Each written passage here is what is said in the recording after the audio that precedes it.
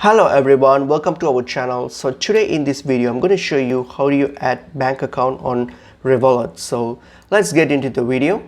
Firstly, open up your Revolut application. So open up your application and log into it, to your account. So once I've already logged into your account, so now what you have to do now is on your top left here you'll see your profile picture. Click on it, then scroll down and you will see the account option. So click on the account option, and then from account here you will see all accounts. Click on all account, and here this is where you can add the account that you want to. So choose the currency that you want to and just simply click on it, and that will add your account. For example, like my Australian account here, which I have just added. So if you click on it, then that's your account details and your account number and everything. So now you can use this account to make transfers, or you can send it, you can send funds or make any transfers from your other bank accounts to your Revolut account through these by using these account details here. So that's pretty much how you can add a bank account. Hope this video is helpful. I'll see you guys in another video. Thank you.